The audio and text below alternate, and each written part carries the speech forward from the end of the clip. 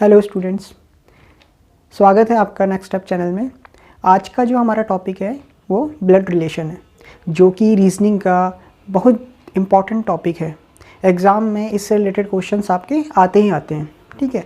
तो यहाँ पे हमारे पास ब्लड रिलेशन में जो है वो 3 टाइप्स के क्वेश्चंस जो हैं पूछे जाते हैं। अगर मैं बोलूँ बेसिक जो क्वेश्चंस होते हैं ब्लड रिलेशन से वो किससे रिलेटेड होते हैं, तो ब्लड रिलेशन में जो भी क्वेश्चंस आपके एग्ज़ाम में पूछे जाते हैं ब्लड रिलेशन के, तो उसको 3 पार्ट में डिवाइड किया हुआ है, समझ लीजिए, ठीक है। पहला पार्ट जो है आपका वो है इंडिकेटिंग फॉर्म, मतलब आपको इंडिकेट किया होगा। इंडिकेटिंग जो फॉर्म है वो आपको क्या किया होगा, आपको इंडिकेट करके बोला होगा, pointing towards a man, women said, ऐसे जो क्वेश्चंस होते हैं वो इशारा करते हुए आपको पूछे जाते हैं और रिलेशन पूछा जाता है। तो फर्स्ट क्वेश्चन तो इस टाइप का आपके एग्जाम में आता है। मैं सभी कंपटीशन एग्जाम की बात कर रहा हूँ, जो भी आपके कंपटीशन एग्जाम में ब्लड रिलेशन टॉपिक जहाँ भी आता है वहाँ पे यही 3 टॉप टाइप के क्वेश्चंस पूछे जाते हैं, इसके बाहर से नहीं आते। तो पहला टाइप तो आपका इंडिकेटिंग फॉर्म हो गया, जिसमें आपको इशारा करके बताएंगे, ठीक है। दूसरा फॉर्म जो होगा वो आपका पज़ल फॉर्म हो गया। बेसिकली जो पज़ल फॉर्म होती है वो आपके ज़्यादातर जो कहाँ पूछे जाते हैं, बैंकिंग एग्ज़ाम में पूछे जाते हैं। पज़ल आपको पता ही होगा, पज़ल आपको मतलब कंफ्यूज करने के लिए आपको लंबा चौड़ा सा एक पैसेज दे देंगे, ठीक है, पैराग्राफ दे देंगे और उससे रिलेटेड आपको रिलेशंस, उसमें स्ट्रक्चर बनाना पड़ेगा, फिर आपको आंसर बताना पड़ेगा। तो पज़ल फॉर्म टाइप का होता है, ठीक है। थर्ड जो टाइप होता है वो आपका होता है कोडेड फॉर्म।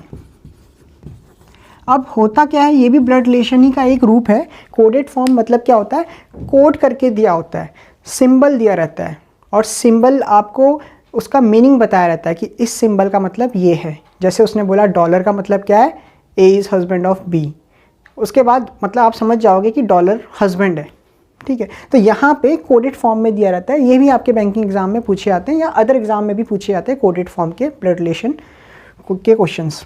तो यही 3 टाइप के क्वेश्चंस हैं जो आपके एग्जाम में आते हैं, इसके बाहर से एग्जाम में क्वेश्चन नहीं आते। तो मैंने क्या किया हुआ है, ब्लड रिलेशन को 4 भागों में बांटा हुआ है और उन 4 भागों का आज मैं आपके सामने क्या करूँगा, एक्सप्लेन करूँगा, एलैबोरेट करूँगा और सारे के सारे कंसेप्ट आपके क्लियर करूँगा। और वो सारे कंसेप्ट जैसे ही आपके क्लियर होते हैं, आप किसी भी तरीके का क्वेश्चन ब्लड रिलेशन का आराम से कर लोगे। और मैं बताना चाहूँगा बैंकिंग में ब्लड रिलेशन का 1, 2, 3 इतने क्वेश्चन आते हैं, या एक क्वेश्चन तो आता ही आता है, पक्का आता है। और अदर एग्ज़ाम में भी आते हैं, बहुत one of the most important topics में से है ये ब्लड रिलेशन। तो चलिए आज का टॉपिक हम ब्लड रिलेशन को शुरुआत करते हैं, समझते हैं कंसेप्ट को, ब्लड रिलेशन कैसे कर सकते हैं हम। तो पहले भाग में मैंने तो आपको ये डिस्क्राइब किया है कि ब्लड रिलेशन में किस किस तरीके के रिलेशंस होते हैं। तो यहाँ देखिए, सबसे पहले मैं आपको ये बताना चाहूँगा जो हमारी जनरेशन के लोग हैं, लाइक अगर हम अपनी जनरेशन में रख कर देखें तो कौन कौन से रिलेशन आ सकते हैं। अगर मेरा भाई होगा या मेरी बहन होगी तो मैं वो सेम जनरेशन को बोलूँगा कि वो मेरे जनरेशन के हैं, सेम जनरेशन के लोग हैं। तो ब्रदर, सिस्टर, हस्बैंड या वाइफ, ब्रदर इन लॉ या सिस्टर इन लॉ, ठीक है, ये रिलेशंस हमारे होते हैं सेम जनरेशन की। अगर मैं बात करूं तो इसको मैंने यहाँ पे 0 बोला हुआ है, ठीक है। 0 क्यों बोला हुआ है उसके बारे में मैं आपको बाद में डिस्कस करूँगा। सेम जनरेशन है 0, ठीक है, ये याद रखो। हमसे ऊपर जनरेशन है, डेट इज़ 1 + 1, एक लेवल ऊपर है। जनरेशन गैप हमारा एक जनरेशन गैप मान के चलें, एक पीढ़ी है तो +1, ठीक है। उससे भी ऊपर जनरेशन की बात करें तो +2, ऐसे ही -1 -2। तो ये तो हो गया हमारे कौन से सेम जनरेशन वाले लाइन जो है, सेम जनरेशन वाले रिलेशन से।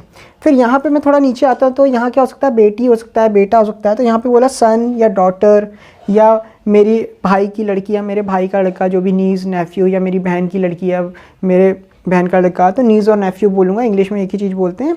या सन इन लॉ, ठीक है, बहू हो गई या दामाद हो गया तो son in law, daughter in law, ये नीचे के रिलेशन में आ जाएंगे। और अगर उससे भी नीचे जाऊँ तो ग्रैंडसन, ग्रैंड डॉटर, ठीक है। अब इसके ऊपर चलते हैं, सेम जनरेशन जो हमारी जनरेशन है उसके ऊपर चलते हैं। हमारे ऊपर कौन हो सकता है, हमारे मम्मी पापा हो सकते हैं, आंटी अंकल हो सकते हैं, ठीक है, सास हो सकते हैं, ससुर हो सकते हैं। तो उसी को यहाँ पे डिस्क्राइब किया है, father, mother, uncle, aunt, father in law, mother in law. और इससे भी ऊपर की जनरेशन में अगर जाएँ तो दादा दादी जो भी है हमारे, ग्रैंडफादर ग्रैंडमदर। ठीक है, तो ये पार्ट ए में मैंने आपको बताया कि रिलेशन बताएं ब्लड रिलेशन में कौन कौन से हमारे रिलेशंस होते हैं, इससे ज़्यादा रिलेशन नहीं होते हैं। कज़न जो है आपको पता ही कज़न क्या होते हैं।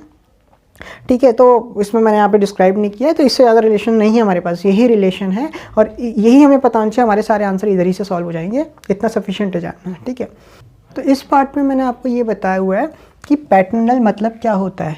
यहाँ पे दो शब्द आते हैं, पैटर्नल और मैटरनल। तो ऐसे याद कीजिए, मैटरनल, मैटरनल एम से स्टार्ट होता है तो एम फॉर मदर। बाकी जो बचा है पैटर्नल, तो पैटर्नल पी से स्टार्ट होता है तो पी फॉर पापा।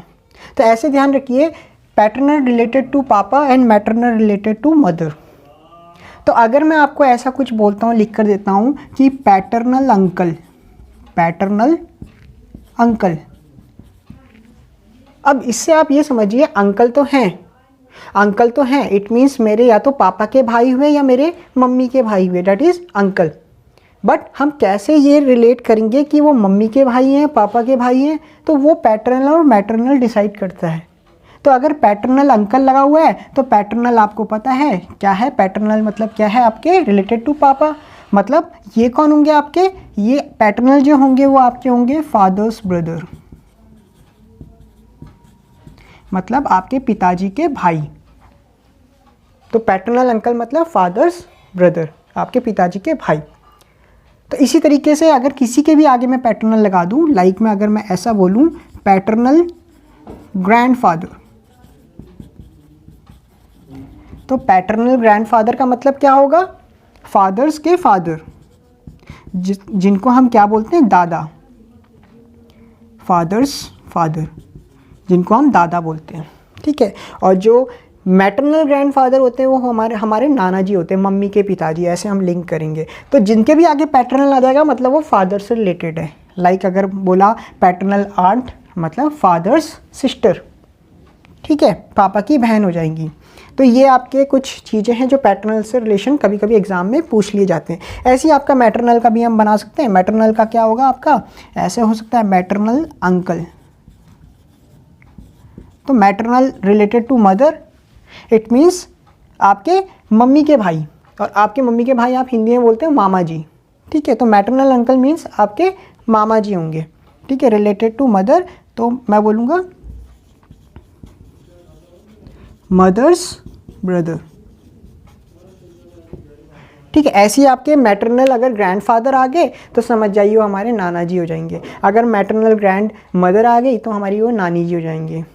तो इन दोनों जो पैटर्नल और मैटरनल, इसका मतलब आपको पता होना चाहिए, एग्जाम में ये पूछे जाते हैं। ठीक है, क्लियर। चलो आगे चलते हैं। तो थर्ड पार्ट में मैंने आपको ये बताया है कि आप कैसे जेंडर को रिप्रेजेंट करोगे। ठीक है, अगर आप मेल की बात करते हैं तो मेल को हमेशा हम पॉजिटिव साइन से रिप्रेजेंट करेंगे। अगर हम मेल की बात करते हैं तो हम उसको प्लस साइन उसमें लगा देंगे ताकि हमें पता लग जाए वो मेल है। और अगर फीमेल है तो हम माइनस साइन का यूज़ करेंगे वहाँ पे, तो माइनस साइन लगाएंगे तो हमें पता लग जाएगा कि वो फीमेल की बात हो रही है। ठीक है, ये आपका थर्ड पार्ट है। तो अब हम आते हैं लास्ट पार्ट में, जो कि फोर्थ पार्ट मैंने इसमें बताया आपको कि ये स्ट्रक्चर की बात करेंगे हम, कि स्ट्रक्चर कैसे बनाया जाता है ब्लड रिलेशन में। तो ये सबसे इम्पॉर्टेंट है, आप कैसे बनाएंगे स्ट्रक्चर को ब्लड रिलेशन में, वो सबसे ज़्यादा इंपॉर्टेंट है। यही आपको हेल्प करेगा पूरे ब्लड रिलेशन में कि कैसे आप ब्लड रिलेशन को फाइंड करोगे। तो सबसे पहले हम बात करते हैं कि पहला जो हमारा है वो क्या है। लाइक अगर आपका यह आता है A is brother of B, A is brother of B, तो आप इसको कैसे बनाओगे। तो हमारे पास क्या है, हम बोलते हैं A is brother of B. एक सिंपल सी एक हॉरिजॉन्टल लाइन ले जाते हैं और यहाँ पे हमें ये पता चल रहा है कि ए का जेंडर क्या है, मेल है, ए ब्रदर है बी का, ए भाई है बी का, तो ए का जेंडर मेल है। तो अभी मैंने बताया था मेल के लिए हम पॉजिटिव साइन का यूज़ करते हैं, तो प्लस लगा दिया जिससे पता चल रहा है ए का जेंडर क्या है, प्लस मेल है।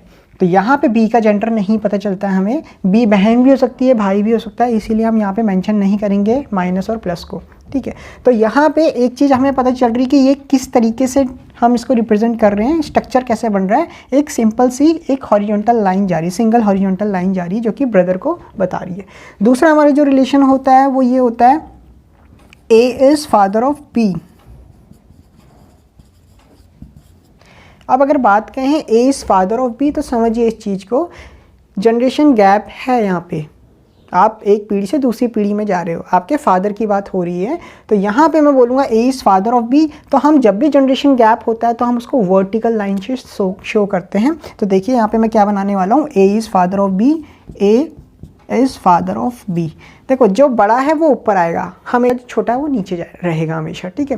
तो यहाँ पे क्या चीज़ पता चल रही है आपको, एक तो पॉजिटिव साइन के बारे में पता चल रहा है कि मेल कौन है, A इज़ फादर, फादर क्या है, मेल है, ठीक है। तो यहाँ पे कौन फादर है, A फादर है, तो यहाँ पे हमारे प्लस का साइन आ गया। लेकिन हमें ये नहीं पता कि ये उसका बेटा है या बेटी है, तो हम यहाँ पे ऐसे ही रहने देंगे, कोई साइन को मेंशन नहीं करेंगे। बट कैसे शो हो रहा है ये एक वर्टिकल लाइन से शो हो रहा है। तो हमेशा ध्यान रखना, कभी भी जनरेशन गैप होता है तो वर्टिकल लाइन से शो करते हैं हम उसको। तो यही आपका स्ट्रक्चर बनेगा। और तीसरा जो आता है आपका, जो आपका बहुत इंपॉर्टेंट है, कभी कभी यहाँ पे गड़बड़ हो जाती है किसी किसी लोगों से, जिसमें बोलते हैं A is husband of B। तो यहाँ पे कैसा स्ट्रक्चर बनेगा, A is husband of B। यहाँ पे हम क्या करते हैं, डबल लाइन और एरो का यूज़ करते हैं हम यहाँ पे। तो डबल लाइन हो जाएगा और एरो हो जाएंगे दोनों तरफ। तो यहाँ पे आपको क्या पता चल रहा है, A is husband of B, husband मतलब मेल है, तो A का यहाँ पे प्लस आ जाएगा। अब जाहिर सी बात है, ये अगर मेल है तो ये फीमेल होगी, तो यहाँ पे हमारे पास दोनों जेंडर पता लग जाता है, कि दोनों का जेंडर हमें पता लग जाता है, ये मेल है तो ये फीमेल है। तो यहाँ पे कभी कभी क्वेश्चंस में हमें मदद मिलती है। बहुत तरीके के ऐसे क्वेश्चंस आते हैं जिसमें बच्चे बहुत ज़्यादा टाइम कंज्यूम कर देते हैं अपना एग्ज़ाम में। तो यहाँ पे क्या है, वो कैसे क्वेश्चंस होते हैं मैं आपको कराऊंगा बाद में। तो यहाँ पे आपको दोनों का जेंडर पता चल रहा है, ठीक है। तो A is husband of B, तो हमारे यहाँ पे डिफरेंट है शो करने का तरीका, डबल लाइन डबल एरो से हम शो करते हैं A is husband of B। तो ये 3 तरीके का हमारे स्ट्रक्चर हैं जो कि एग्ज़ाम में आते हैं, और इसी से पूरा हमारा ब्लड रिलेशन बनता है। एक और चीज़ है हमें यहाँ पे पता होना चाहिए, हस्बैंड और वाइफ को हम स्पाउस भी बोलते हैं, ठीक है। तो कभी कभी आ जाता है स्पाउस भी आ जाता है कभी कभी, तो स्पाउस के बारे में भी आपको पता होना चाहिए। हस्बैंड और वाइफ को ही हम स्पाउस बोलते हैं, ठीक है। तो ये आपके जितने भी ये सारे आपके क्या है स्ट्रक्चर मैंने आपको बताया डी पार्ट में, और that is the most important part of blood relation. तो देखिए ये वाला जो क्वेश्चन है आपका पजल फॉर्मेट में क्वेश्चन है, और बहुत ही इंपॉर्टेंट क्वेश्चन है। ऐसे क्वेश्चन पूछे आते हैं, आप इस क्वेश्चन को अगर करना सीख गए तो आप किसी भी तरीके का पजल फॉर्मेट कर लोगे, चाहे वो टफ से टफ या अभी के जो न्यू पैटर्न पे आने वाले पजल क्यों ना हो, ठीक है। तो समझिए कैसे हम कर रहे हैं इसको। तो क्वेश्चन को देखिए, क्वेश्चन में क्या बोला है, क्वेश्चन में सबसे पहले बोला है G is the mother of F। अगर मैं बोलूँ G is mother of F तो कैसे बनाओगे, देखो सिंपल सा तरीका है, G मदर है F की, जनरेशन गैप है, कौन बड़ा है, G बड़ा है, तो G is mother of F। तो यहाँ पे जेंडर किसका पता चल रहा है, G का पता चल रहा है, इसलिए मैंने यहाँ पे माइनस लगा दिया। माइनस का मतलब क्या है, G जो है मदर है F की, F के बारे में मुझे नहीं पता है कि F क्या है, उसका बेटा है बेटी नहीं पता है, ठीक है। आगे मैं लाइन पढ़ता हूँ क्या लिखा हुआ, आगे उसने ये बोला हुआ है, देखो आप क्वेश्चन में लिखा हुआ है कॉमा करके हु लिखा हुआ है, इसका मतलब क्या है, ये उसी के बारे में बोल रहे हैं जो लिखा हुआ है। हु से पहले क्या लिखा है, F लिखा है, मतलब ये F के बारे में बात करें। और लिखा क्या है, देखो उसने ये लिखा हुआ है who is the spouse of D। Who मतलब F is the spouse of D। अभी मैंने आपको बताया था 4th पार्ट में स्पाउस मतलब क्या होते हैं, हस्बैंड वाइफ होते हैं। तो जो F है वो स्पाउस है D का, इट मीन्स ये हस्बैंड वाइफ है। तो मैं इसको डबल लाइन डबल एरो से बनाऊंगा और यहाँ पे D लिख दूंगा। अब आपको पता है हस्बैंड किसको बोला है, हस्बैंड या वाइफ है हमें नहीं पता, अच्छा कौन हस्बैंड है कौन वाइफ है हमें नहीं पता, स्पाउस बोला है, इसको यहीं छोड़ देते हैं, आगे पढ़ते हैं आगे क्या लिखा हुआ है। आगे लिखा हुआ है कि M is the daughter of D। यहाँ पे नेक्स्ट लाइन जो आई है वो आया है M is the daughter of D। M जो है वो बेटी है D की, इट मीन जनरेशन गैप है, कौन नीचे है, M नीचे है, तो D के नीचे मैं M को बनाऊंगा, M is daughter of D। Daughter मतलब माइनस साइन, फीमेल है तो M के यहाँ पे माइनस आ जाएगा। आगे लाइन पढ़ते हैं, उसमें लिखा हुआ है who is only brother of C। किसके बारे में बोला, अभी मैंने बोला हु से पहले है उसके बात हो रही होती है, तो यहाँ पे हु से पहले कौन है, D। तो बोला है who is the only brother of C। एक लौता भाई है C का, कौन, D जो है एक लौता भाई है C का, तो मैंने यहाँ लगा दिया C और D तो एक ही जनरेशन के हैं, मतलब जो है आपका D है जो एक लौता भाई है, तो D में आ जाएगा प्लस। अब यहाँ पे एक चीज़ देखिए, अगर D प्लस हो गया है तो D हस्बैंड हो गया किसका, F का, तो F क्या होगी, वाइफ होगी, ठीक ठीक है, तो यहाँ पे हमें दोनों के जेंडर पता चल गया। आगे बढ़ते हैं, आगे क्या लिखा हुआ है। आगे क्वेश्चन में लिखा हुआ है कि ए इज द सन ऑफ जी। ई जो है वो जी का बेटा है।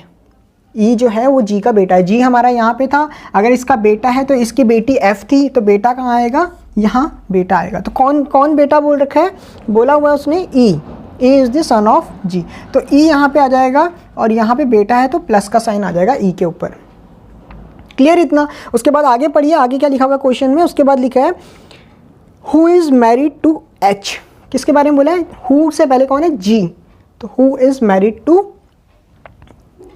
एच, तो मतलब जी की शादी किसके साथ हुई है, एच के साथ हुई है। तो जी फीमेल थी तो एच कौन हो जाएगा, मेल हो जाएगा, हस्बैंड हो जाएगा एच जी का। ठीक है, आगे बढ़ते हैं। आगे लाइन क्या लिखी हुई है, आगे लाइन लिखा हुआ है A is the niece of C. A जो है वो नीज है सी की। अच्छा, सी की अगर नीज है तो देखो सी का यहाँ पे बोला हुआ है सी का इकलौता भाई है। मैं यहाँ पे बना भी देता हूँ नीज, वैसे अगर कोई इसकी बहन वहन होती तो वो भी हमारा यहाँ पे नीज बन सकती थी, लेकिन यहाँ पे क्वेश्चन आगे देखो, आगे क्वेश्चन पढ़ेंगे तो तब हमें कुछ और क्लेरिफाई हो जाएगा। लिखा हुआ है A is the niece of C who has no sister. इसका मतलब क्या हुआ, ए जो ए है वो नीज है सी की, जिसकी कोई बहन नहीं है, मतलब सी की कोई बहन नहीं है। यहाँ पे बोल दिया, होती तो कंफ्यूज हो जाते हैं हम कि उसमें डी में एक ए जो है वो किसकी बेटी होगी, डी की या इसकी बहन की बेटी होगी।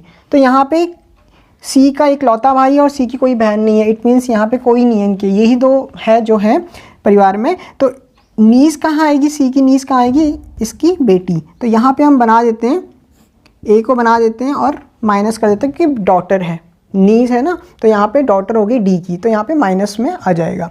उसके बाद उसने क्या बोला हुआ है लाइन क्वेश्चन में ये बोला है T is father of D. यहाँ पे आपको क्वेश्चन में क्या बोला है, T is father of D. T जो है वो पिता है डी के। ठीक है, अच्छा इसको हम थोड़ा सा, अगर इसके फादर है तो ये ऊपर आएंगे, इसके थोड़ा यहाँ पे आ गया आपको, तो आप इसको इधर शिफ्ट कर लीजिए, जी और एच का रिलेशन यहाँ शो कर लीजिए। ठीक है, थोड़ा हमारे लिए भी आसानी होगी। तो एच यहाँ बन जाएगा, हमारा एच पॉजिटिव था, ये माइनस था। ठीक है, अब क्या बोला है, टी के फादर कौन है, टी है, तो यहाँ पे हम बनाते हैं, यहाँ टी बना देते हैं, और फादर है तो प्लस कर देंगे। और उसके बाद लाइन में क्या बोला हुआ है, T is father of D and has no daughter. T जो है फादर है डी के और उनकी कोई बेटी नहीं है, किनकी, टी की कोई बेटी नहीं है। अगर टी की कोई बेटी नहीं हुई तो ये कौन हो गया, टी का ये भी बेटा ही हो गया। क्लियर है, क्योंकि यही दोनों उनके बच्चे हैं। ठीक है, उसके बाद आगे चलते हैं, आगे क्या लाइन बोली हुई उन्होंने, V is sister in law of F. V जो है वो सिस्टर इन लॉ है एफ की। अब एफ का यहाँ है हमारा एफ। ठीक है, एफ की सिस्टर इन लॉ है वी। तो देखो सिस्टर इन लॉ एक यहाँ भी आ सकती है, सिस्टर इन लॉ इसकी वाइफ भी हो सकती है। अब कैसे हम पता लगाएंगे कहाँ आएगी, देखो सी की तो कोई बहन है ही नहीं, तो यहाँ तो आ ही नहीं सकती, पॉसिबल ही नहीं है, क्वेश्चन में गिवन था। तो यहाँ पे कहाँ आएगी, जो वी है वो सिस्टर इन लॉ एफ की कहाँ होगी, वो इसकी वाइफ बनेगी, आपकी ई की वाइफ बनेगी, तो इस सिस्टर इन लॉ कहलाएगी एफ की। ठीक है, उसके बाद नेक्स्ट लाइन में उसने क्या बोला हुआ है, जी हैज़ ओनली 2 चिल्ड्रन। जी के केवल 2 बच्चे हैं, तो 2 बच्चे हैं ई एंड एफ। क्लियर है। और उसके बाद उसने क्या बोला हुआ है, M is granddaughter of O. M is the granddaughter of O. M जो है वो ग्रैंड डॉटर है ओ की। तो देखो यहाँ तो आगे हस्बैंड वाइफ जो ग्रैंड में आने थे, ठीक है, जो मम्मी से रिलेटेड थे, ये पापा से रिलेटेड हो जाएंगे। ठीक है, दादा दादी ग्रैंड डॉटर है कौन, क्या बोला हुआ उसने लाइन में, M is granddaughter of O. तो मतलब ओ कौन हो जाएगी, ओ इसकी वाइफ हो जाएगी, क्योंकि हस्बैंड तो हमें पता ही है टी है यहाँ पॉजिटिव, तो ये ओ माइनस हो जाएगी। तो ये पूरा हमारा क्या है, इस क्वेश्चन में पूरा हमारा क्या स्ट्रक्चर बनकर आया है, ये स्ट्रक्चर बनकर आया है। ठीक है, तो इस क्वेश्चन में, ऐसे क्वेश्चन में 5 या 3 क्वेश्चन आपके एग्जाम में पूछे जाते हैं इस स्ट्रक्चर से रिलेटेड। ठीक है, तो देख लेते हैं कैसे इसमें क्वेश्चंस पूछे गए हैं। तो पहला क्वेश्चन देखते हैं, पहला क्वेश्चन क्या पूछा हुआ है। स्ट्रक्चर आपको समझ आ गया होगा, कैसे बनाया हमने, किस तरीके से हमने किया है। वी क्या लगता है या लगती है एम का। यहाँ ध्यान रखना है, पढ़ते समय ये मत बोल देना एम क्या लगता है आपने बता दिया, तो गलत हो जाएगा। एम के बारे में नहीं पूछा है, यहाँ पे किसके बारे में पूछा है, वी के बारे में पूछा है कि वी क्या लगता है या लगती है एम की। तो वी कहाँ है हमारा, वी हमारा यहाँ पे है। ठीक है, वी का जेंडर क्या है, माइनस है। तो ध्यान रखना ऑप्शन में जो भी मेल जेंडर के होंगे उसको एलिमिनेट कर देना, बाकी जो फीमेल जेंडर के होंगे वही आपके उसी में से आंसर एक निकलेगा। तो यहाँ पे वी है और वी क्या लगती है एम की, तो देखो एम ये रहा। अब मैं अगर मैं बोलूँ यहाँ पे, मैं यहाँ पे अगर बोलूँ एम यहाँ है वी ये है, देखो एम जो है वो डी की बेटी है, देखा जाए तो एम की जो मदर है वो एफ है और इसका रिलेशन जो है एफ के साथ है वी का। तो मैंने आपको बताया था ऑप्शन में पैटर्नल आएगा, जैसे इसके ऑप्शन अगर मैं पढ़ूँ, इसके ऑप्शन में लिखा हुआ है पैटर्नल आंट लिखा हुआ है, मैटरनल आंट लिखा हुआ है, सिस्टर लिखा हुआ है, इधर ए और बी और नन ऑफ दिस लिखा हुआ है। तो आपको पता ही चल गया होगा यहाँ पे एम जो है एम की मम्मी के साथ रिलेशन है, मम्मी के साथ रिलेशन मतलब मैटरनल। तो कैसी आंट हो गई वी, मैटरनल आंट हो गई। तो आपका आंसर क्या होगा, इसका आंसर जो होगा वो आपका होगा maternal aunt. That is the answer of that question. ठीक है, तो आगे नेक्स्ट क्वेश्चन देखते हैं। नेक्स्ट क्वेश्चन क्या बोला हुआ है, तो कितने फीमेल मेंबर है पूरे स्ट्रक्चर में देखकर पता लग जाएगा, जहाँ जहाँ माइनस साइन होंगे उनको गिनना शुरू कर दो, 1 2, ठीक है, 3 4 5 6, मतलब इसका आंसर क्या होगा 6, इसका आंसर होगा 6 इज योर आंसर। क्लियर है सेकंड क्वेश्चन। थर्ड क्वेश्चन देखते हैं। तो थर्ड क्वेश्चन आपको क्या दिया हुआ है, थर्ड क्वेश्चन दिया है find the odd one out. ठीक है, एक अलग निकालिए जो इन सभी ऑप्शन में से एक जो अलग भिन्न दिख रहा है आपको वो आपका आंसर होगा, वो निकालिए वो कौन है। तो अगर मैं देखूं यहाँ पे वी डी, अगर मैं देखता हूँ वी को वी माइनस है, ठीक है, अगर मैं रिलेट करूँ किस किस तरीके से मैं रिलेट करता हूँ, डी को मैंने देखा डी प्लस है, फिर मैंने सी को देखा सी प्लस है, ठीक है, एफ को देखा मैंने एफ माइनस है, यहाँ तो माइनस भी आ रहा है प्लस भी आ रहा है, तो ऐसे जेंडर बेस पे तो आंसर नहीं होगा ऑड वन आउट। ठीक है, फिर मैंने देखा क्या ये ऐसे पति पत्नी का तो नहीं है या कोई सेम जनरेशन की बात तो नहीं कर रही है, तो देख लेते हैं क्वेश्चन। आप ऑड वन आउट को देखकर ही पता लगाओगे किस तरीके का क्वेश्चन पूछा हुआ है। मैं देख लेता हूँ यहाँ पे क्या बोला हुआ है, वी है यहाँ पे आया हुआ है, डी आपका यहाँ आया हुआ है, सी आपका यहाँ आया हुआ है, एफ आपका यहाँ आया, ओ यहाँ। अच्छा, तो इसमें इट मीन्स यहाँ ये जो क्वेश्चन पूछा गया है जनरेशन के बेस पर क्वेश्चन है। देखो ये सारे सेम जनरेशन से बिलोंग कर रहे हैं, जितने भी 4 जो ऑप्शन है ऊपर के वो सारे सेम जनरेशन से बिलोंग कर रहे हैं। ओ जो है वो ऊपर की जनरेशन हो गया है, ठीक है, यहाँ अलग जनरेशन की बात हो रहा हो, तो हमारा ऑड वन आउट हमारा आंसर क्या होगा, हमारा आंसर होगा ओ। कि ओ हमारा आंसर क्यों है, क्योंकि बाकी सारे सेम जनरेशन से हैं, ओ जो है वो अलग जनरेशन से है, इसलिए हमारा ओ जो है ऑड वन आउट होगा, यही हमारा आंसर होगा। ठीक है, नेक्स्ट क्वेश्चन की तरफ चलते हैं। तो फोर्थ क्वेश्चन आपसे क्या पूछा गया, फोर्थ क्वेश्चन ने बोला how is F's mother in law related to T. F की मदर इन लॉ जो है वो टी की क्या लगेगी। तो एफ की मदर इन लॉ देखो कौन है, एफ के पति हैं डी, डी की जो मम्मी होगी वो एफ की मदर इन लॉ होंगी, तो डी की जो मम्मी है वो कौन है, ओ। तो इसने बोला ओ जो है वो टी की क्या लगेंगे। यहाँ पे पहले तो ये रिलेशन निकालो, एफ की मदर इन लॉ कौन है, तो एफ की मदर इन लॉ कौन है, ओ है, मतलब सास ओ है, और पूछा है O related to T, how is O related to T, O क्या लगेगा, टी का लगेगी टी की। तो ओ देखो क्या लगी, ओ लगेगी वाइफ, ठीक है, टी की क्या लगेगी ओ वाइफ। तो आपका इसका आंसर क्या होगा, आंसर होगा आपका वाइफ। तो wife is the correct answer. ठीक है, नेक्स्ट क्वेश्चन की तरफ चलते हैं। तो लास्ट क्वेश्चन फिफ्थ क्वेश्चन जो है आपका वो क्या पूछा हुआ है, who among the following is the sibling of F. F के जो भाई बहन है वो कौन है, सिबलिंग ऑफ एफ। तो एफ का है आपका एफ ये रहा है, ठीक है, तो एफ के यहाँ पे कौन है भाई, ई भाई है, तो आपका यहाँ ऑप्शन में से कौन सा आंसर होगा, ई ऑप्शन आपका आंसर होगा। तो यहाँ पे मैंने आपको इस तरीके क्वेश्चन करवाया, ये पजल लाइक था, ठीक है, पजल लाइक क्वेश्चन था, और पजल ही अगर आपको आ गया तो आप इंडिकेटिंग फॉर्म भी आराम से कर लोगे। कुछ कुछ तो इंडिकेटिंग फॉर्म एकदम से हम बता देते हैं, कुछ कुछ इंडिकेटिंग फॉर्म का स्ट्रक्चर हम बनाते हैं अगर थोड़ा कॉम्प्लिकेट लगता है तो, ठीक है। और जो लास्ट पार्ट है आपका कोडेड फॉर्म, वो भी ये आएगा तभी वो आएगा, ठीक है, तभी इजी लगेगा। तो मेन जो फोकस है वो इस टाइप के क्वेश्चंस को आपको करना है, इसी टाइप के क्वेश्चंस को आपको प्रैक्टिस करना है, ठीक है। तो ऐसा क्वेश्चन बैंकिंग में आता है और 5 क्वेश्चन पूछ लिए जाते हैं, ठीक है। अभी जो है न्यू पैटर्न पे क्वेश्चन आ रहे हैं वो बताऊंगा आपका कैसा है, बट बिना स्ट्रक्चर के आप उसको नहीं कर पाओगे। तो स्ट्रक्चर बहुत इंपॉर्टेंट है। कोई ये कंसेप्ट जो है क्लियर हुआ होगा और ये क्वेश्चन भी आपको समझ आया होगा। अब मैं आपको एक चीज़ बताना चाहूँगा, यहाँ पे मैं आपसे कुछ और क्वेश्चंस भी डिस्कस करता हूँ, तो आप उसका आंसर मेरे को कमेंट बॉक्स में लिख कर दे सकते हो। तो देखते हैं जो मैं आपको क्वेश्चन यहाँ पे डिस्कस करूँगा, आप उस क्वेश्चन को देखना। मैं आपको 5 मिनट तक वो क्वेश्चन दिखाता हूँ, डिफरेंट टाइप्स के, इसी टाइप के क्वेश्चंस कराऊंगा आपको पजल बेस पे। तो आप उन क्वेश्चंस को सॉल्व कीजिए और कमेंट बॉक्स पे आंसर लिख देना। तो इससे पता लग जाएगा आपको कहाँ डाउट है, और अगर आप अपना कुछ वहाँ पे बताना चाहते हो कि सर ये समझ नहीं आया, ये समझ नहीं आया, तो वो भी मैं आपको वहाँ पे नेक्स्ट वीडियो लेक्चर में क्लियर कर दूँगा। ठीक है, थैंक यू।